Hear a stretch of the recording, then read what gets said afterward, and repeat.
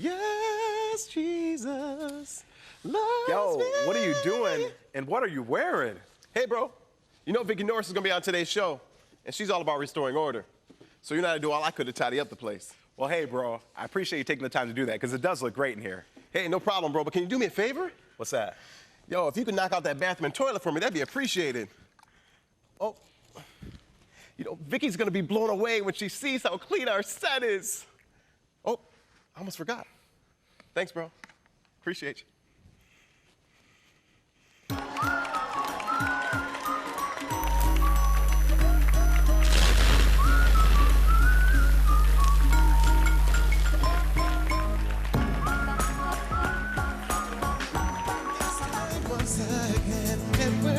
Your enjoyment, living it up, lapping it up, while we're lifting them up. Tell your family and friends that the party never ends, 'cause we're living it up, lapping it up, while we're lifting them up all night alive. Living it up, lapping it up, while we're lifting them up all night alive. He's red up and ready, your host of Nightlife, Tim Bergen. Good job, guys. Woo. Ladies and gentlemen, the ever-gifted Kellen and Kirk. And as always, the intelligent and intriguing Sydney. Really red up? Yeah. Pittsburghese, really? Yeah, of course. Listen, welcome to Nightlife, the most exciting program on late-night television. Now, with every Nightlife program, we have a theme. And today's theme is uncluttering your life. Now, take a few moments, look around the room that you're in. Organized? Cluttered. Think about your car, your office. What do you think? Organized? Cluttered. Now, some pretty famous people were messy. Among them, Mark Twain, Albert Einstein, Thomas Edison. Some say messy is a sign of high creativity. But were these people really messy, or they just had a different way of organizing? In the Bible, God wanted the temple built, so he gave clear instructions down to the very last detail regarding how everything should be organized. The system God used to create the world and the environment that would sustain life was extremely structured and organized. Now, how much time do we waste looking for things? You know, car keys, phone, whatever, trying to organize and reorganize things to accomplish a task. How much of a role does organization have in enabling us to accomplish our purpose and bring us to joy and freedom? Our guest today, Vicki Norris, is the queen of organization, and along with that, helping us to accomplish more in less time and have more peace while we're doing it. Now, we're going to check out even the Nightlife staff and see how they fare on the order of cluttered or uncluttered. How would you fare? Well, take another look around the room, and after today's show, it's probably going to change. Your life will be more at peace and joy for it. Now, get ready to restore some order in your life as Vicki Norris from Restoring Order shares with us just how important it is to be everything we are called to be. Guys, ready to take us out in an orderly manner? Okay. Please give me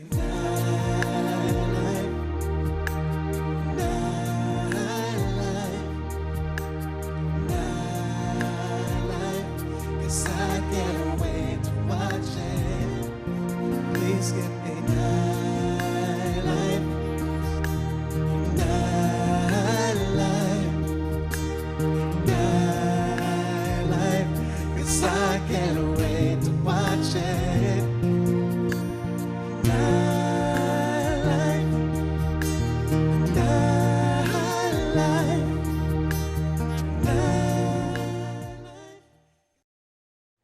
Okay, get ready, because if you have any chaos or any clutter in your life, it's going to end after this interview. Why don't you welcome with me to Nightlife, Vicki Norris. She is the president and founder of Restoring Order. Vicki, welcome. Hey, thank you. Yeah, you're gonna straighten us all out. Everybody that is in our audience is going to be just wowed, and they're going to be able to solve every problem in their life because you're going to put everything in order, right? Well, hopefully we will inspire them and equip them at least to become a life reclaimist and begin the journey. Now, how does somebody get into the business of straightening up people's clutter, giving them order in their lives?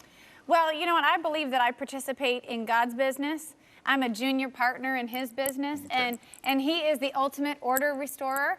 And really, since I was little, Tim, I was in my Granny's purse, organizing things, and in her drawers. And my mom would let me earn chore money from organizing the kitchens. Even my girlfriend would come over, we'd have a slumber party, and they think they're coming for a movie.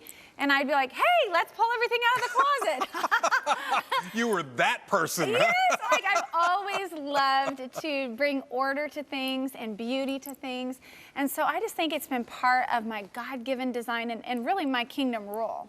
Now, when I was preparing for this interview, I went online and I looked up some famous messy people, okay, cluttered people. Steve Jobs, you know, one of the most brilliant minds that was in this century. Albert Einstein, Mark Twain. These guys were all clutter hounds. Does it require for everyone in order to fulfill their call, their ministry, their purpose in God to not be cluttered? You know what I think is that we are made in the image of Elohim.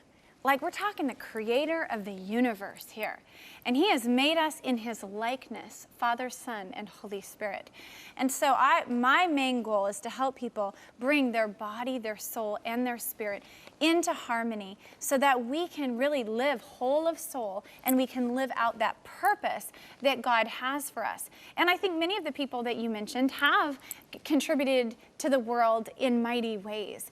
And the question really is for every viewer out there is, are you going to fulfill the purpose that God has for you in your life with the current level of order that you have? That's really the question, right? We did, with my church, we just did an outreach. And part of the outreach was we were taking cars and cleaning them out. And one of the ladies that was working on cleaning out the cars became very frustrated because so many cars were so cluttered with so much stuff.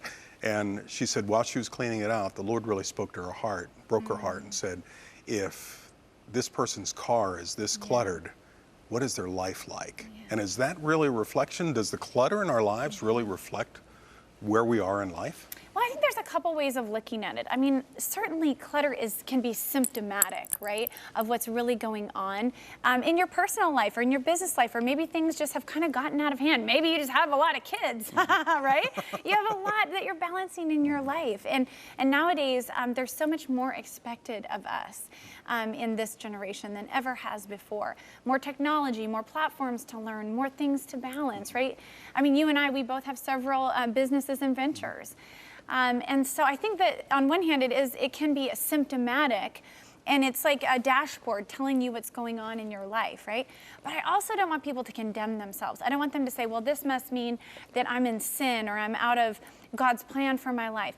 Actually, I really believe that the fact that you're recognizing that there's a place that's out of order, then God can do that spiritual chiropractic work in you of just tapping things back into order into your original design. The Bible says no one loves discipline, but God disciplines those whom he loves. So bringing things into order is a type of discipline.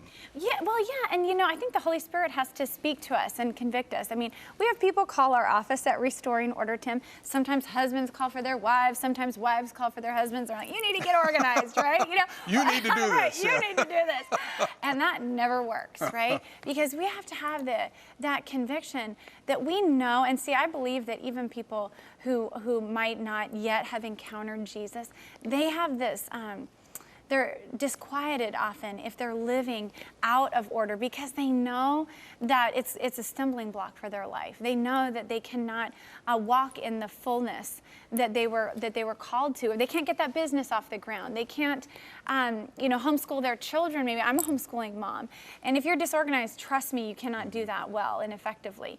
And so we can't give really all of us to the world if we're living out of order. So if you recognize it, hey, that's the first step, right? How do you do it? I mean, you come into somebody calls you, or somebody says, Vicki, listen, my life is out of order. I've got all this chaos in my life, all this clutter. How do you begin? How do you, when you walk into somebody's office, when you walk into their room, you walk into their house, and there's all this disorganization, how do you know where to begin? Well, first things first, Restoring Order is a professional organizing company out of the Northwest, and we believe that God is raising up an army of order restorers around the country that he is calling us in our mandate to steward.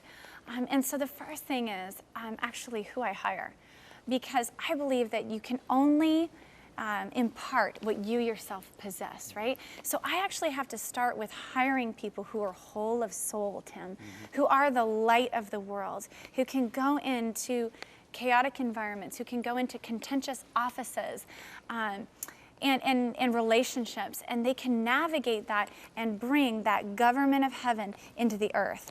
And so I begin by hiring these amazing human beings, training them how to do an intake assessment with our clients.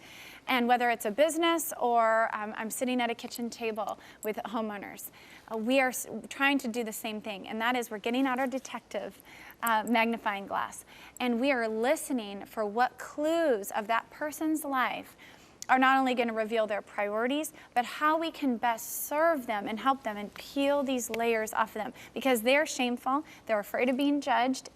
It was a brave moment when they even brought us in. If they called you, right? then they're saying, that's I want to make a change. incredibly brave, right? And so we're getting to kind of enter in the middle of their story and just really listen and be detectives for the clues that the environment is going to tell us. So we don't come in prescriptively, Tim. We don't come in and say, well, this is how you need to do it, or this is how it should look. We're there to empower them and to really customize what's going to work for them. To give them hope. I mean, that's what you're doing. To give them hope, absolutely, and to release all of this treasure that's inside of them. One of the things the Lord spoke to me years ago was that, Vicki, I've sent you to get back my royal seed. And what he meant was his people, right? His people who are in bondage. We share the same job description as Jesus to set the captives free, right? Yeah. Well, I know our viewership is going to be saying, I wish we could do something. You have the book Reclaim Your Life and Get Organized for Good, and then Restoring Order to Your Home. How can people get other information from you? Yeah, so we've filled restoringorder.com, our website, with lots of great resources, free resources to help you reclaim your life. I also write a free monthly newsletter with kingdom principles that's called Restore. And then what we decided to do is that, knowing that God has called us to raise up an army of order restorers to help people everywhere reclaim their life, regardless of whether they can have us come in, right? Is we have started what we call a Life Reclaimist Jumpstart. And it is an email that you'll get every day for a week, and we have more trainings in queue where people can actually DIY. They can walk into greater order in their life, not just in their home, in their workplace, Tim, but the Lord has expanded us at Restoring Order to really help people declutter the inside, their spirit and their health, as well as their space. Well, I have some great producers that make this show work, but restoring order is something that they might need a hand with. Would you mind just taking a little walk with me? Come on, let's go take a little walk. Let's go down to the producing office, and these are the people that run everything. They make everything happen. So mostly they're organized, but sometimes they're not. This is Linda. Now Linda has been, she has been like misorganized forever. Okay, she keeps things running. There is never any problem. Linda knows what's going on everywhere. Yeah, she's like the gateway to this whole thing. If they don't treat you right, Linda, you call me. Sounds like you're an order restorer. Sounds like a winner. See, she's got her reference all together in one place, labels, color coding. If I were to call and say, who was this guest from 1983, Linda would know it, okay? I mean, that's the way Linda works. Now, this is Robin, and you've met Robin, and Robin has been organizing me for about 20 years. So she is... It took the full-time job, at least. And she runs, how many shows do you do now? 3 shows? Okay. So she's doing 3 shows, and she keeps it all. And this is what her desk looks like. What do you think? I think it's streamlined. She's got her show binders here, a planner, not a lot on the desktop. She's got it going on. Okay. And this is John. And John was everything he knows, I taught him. So no. No, John runs the Real Life program and a million other projects. And how does he compare? Well, I think he's doing great here. I've noticed as he's been producing these shows, I told him that he was like the conductor, and I see that manifest in his workspace. Love the calendar. That was your invention, wasn't it? I bet. Okay, I love this. I think this is really fantastic because we really can't be ordered in our space if we're not in our time. So he knows what he's doing. Are you doing that at home too, or you ordered at home? I do as best as I can. Yeah, I have more piles at home. This is definitely more clean. Should we go out and look at pressure. should we go out and look at your car to see how your car looks? My car's okay. It just it does need a wash. Now, Vicki, this is Sydney. Now, Sydney has got the added excitement of not only does she work here and this is her space, but also she's getting married as well. So what do you think about Sydney's space? You know, I can see the wood grain, so it's a good start, Sydney. But what I would guess here, one of my clues would be with this little incline sorter, there's just paper sort of falling through here. So I'm guessing that she's kind of a grab-and-go girl. She's got a lot of segments that she's doing research for, probably. But I would guess that there's probably some recurrent work that she has, such as, you know, upcoming schedules or even maybe by segment, that you could have sort of a perpetual folder, but you put new stuff in it, and then the old stuff just gets parted with when you're done. I feel like I'm very disorganized, and that's what my mom says a lot, that I need to get reorganized. I cancel that. I cancel that. What's over home you. like? I want to know what home is like. You know what? I call it a beautiful chaos sometimes. Like, it's organized chaos. That's my life. Organized chaos. There we go. Now here's you taught Dave Save the years toughest ago. for last, Yeah, didn't you taught Dave years ago, and if the truth be told, he cleaned up his desk for this segment. I'm not surprised. So Dave and I go far back, and actually I'm here at Cornerstone because I did an organizing makeover for Dave years ago, and we just became friends. And according to my organizational schedule, it's time for you to leave before. Right here. Not before I do a little fixing, Dave. Now, you know what? The best thing about this situation that I can see right away is that when I met him before, the man had an entire chair for mail. It was called the mail chair. It wasn't working, actually. What happened to your mail chair? Mail chair got wheeled right out there to the mail room. It was kind of handy. One thing I do see, though, one clue that I noticed here, and I would bet that this may be systemic, is that it looks like maybe a community use media system could be useful for like a media archive up there, because he's got a lot of media stacks. So I'd probably sit down with him if we were doing an interview again and just kind of tweak systems for all the things that he's managing now. It's like he had to grow arms with all the different shows he's producing here, the original programming for Cornerstone. So I would just want to interview him a little bit and find out, you know, kind of what he's got going on now.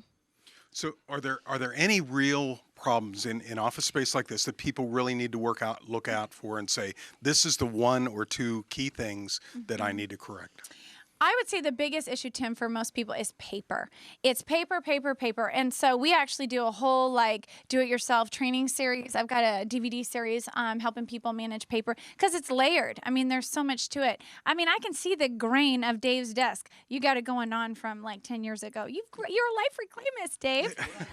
What I learned 10 years ago is you got to have a process what's coming in. Yes. So even if you've got to evaluate 1,000 things, you've got to evaluate them and at least put them in a pile so you can process it through the system. Right. So that has really helped me through the years, has kind of carried that DNA to process and purge and move on. So by the fact I knew you were coming, I knew I had to purge a little bit.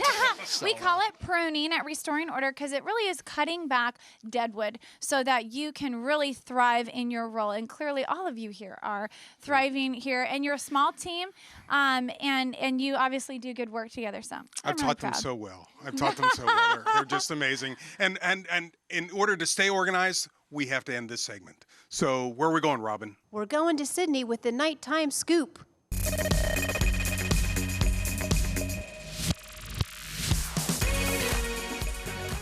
You know, just as Vicki declutters lives by transforming spaces, one man in Philadelphia is doing the same thing for his community. Kevin Upshur is changing the city's Strawberry Mansion neighborhood. The area is known for poverty and crime, but Upshur is working hard to run a safe haven there for kids. The Strawberry Mansion Learning Center used to be a bar owned by Upshur's mother, but instead of being a liquor space, there's now a library with books and computers. The center serves an after-school program for children in the community, and kids from the neighborhood do their homework and get mentored there as well. Upshur says the best part for him is seeing the smiles on the kids' faces, and you know, Upshur said now he's expanding the learning center even more. Cool. From booze to books. Booze to books, yeah. From liquor to learning. Yeah. That's cool. That's great. I Yeah. love that idea. That is wonderful. Rehabbing a neighborhood like that and giving a safe place for the kids. Yeah, it's definitely a great Good space. news. Good news. Well, speaking of good news, guys, what is our news for the day? It's National Day of what?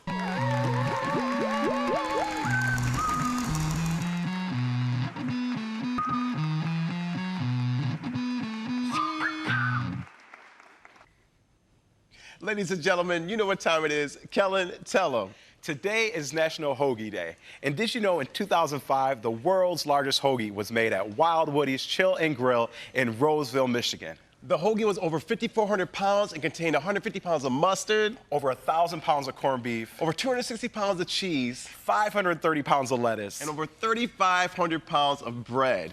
Now that's a big sandwich. But with a diet soda, I think we can take it down.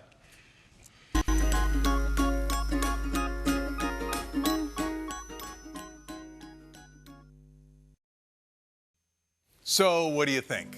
Did you learn anything about yourself or perhaps the people you live with? Can a lack of organization and overwhelming clutter in your life steal your future from you? A very famous scripture verse says, "For I know the plans that I have for you, says the Lord. They are plans for good and not for disaster, to give you a future and a hope." That's from the prophet Jeremiah, chapter 29, verse 11. God has plans for us. That is a significant sense of order. See, sin in our lives basically is the baggage we carry around with us. That's fear and anger, lust, greed, pride. They all lead to guilt and the shame, and they're all part of a disorder and a clutter in our hearts. In all my years of pastoral counseling, I've seen more clutter and chaos in the lives of people who have been overwhelmed by one of these issues or another. But there is hope and there is freedom. Jesus said, "Therefore, if the Son makes you free, then you shall be free indeed." Sometimes the clutter in our lives is inherited. Our parents, our family, they've given us that clutter. Or sometimes we get hurt and we get cluttered. Sometimes we simply make bad choices and clutter overwhelms us. But as Jesus promised, He can set us free. Call one of our friends and let them pray with you. That's 888-665-4483. That's 888-665-4483. They can help you declutter your life. Now, if you need more practical help, check out Vicki's website at restoringorder.com. That's restoringorder.com. Either way, you're sure to bring some much-needed peace and joy back into your life. Now, every week, we're here for you, and we hope that we're able to bring some of that peace and joy into your life. Speaking of which, the twins have a song just for you. So as they take us out, remember, we'll always bring a little light into your night. Guys? Yeah. Oh, yeah.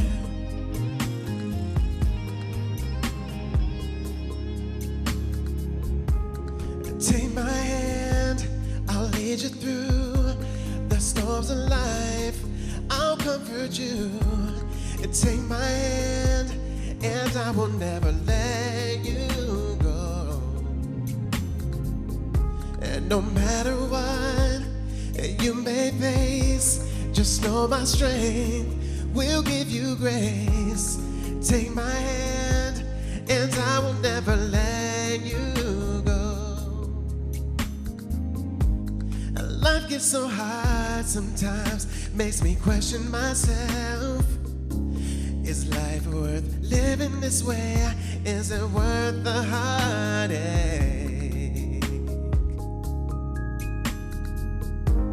So many problems come and they bring only pain.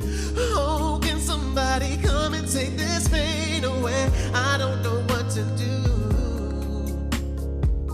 Oh Lord, then you said, take my hand, I'll lead you through the storms of life. I'll comfort you. Then you said, take my hand, and I will never let you go. No matter what you may face, know my strength will give you grace. Take my hand, and I will never let you go. No, you may have been through so much pain, yeah, and you may feel like things won't ever change, but I am here to let you know that He's waiting with open arms to come and rescue you. But you may be saying to yourself, Because of the pain I'm in, I don't know what to do. I'm so alone and I am so confused. If only someone could come and take this pain, I know I'd never be the same. Cause you have been through things no one knows about. You're so confused, you can't figure it out. If only someone could come and take this pain, oh, I'd never be the same.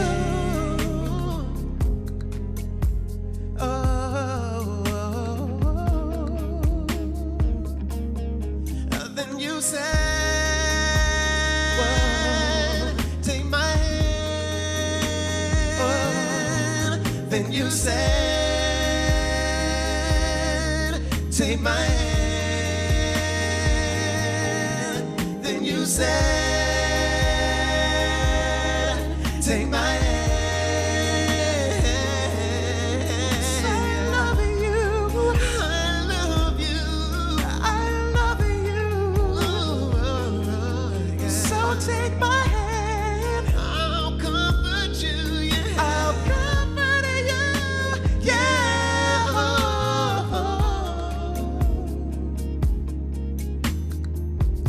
So take my hand. I'll lead you through storms of life. I'll comfort you. Take my hand, and I will never let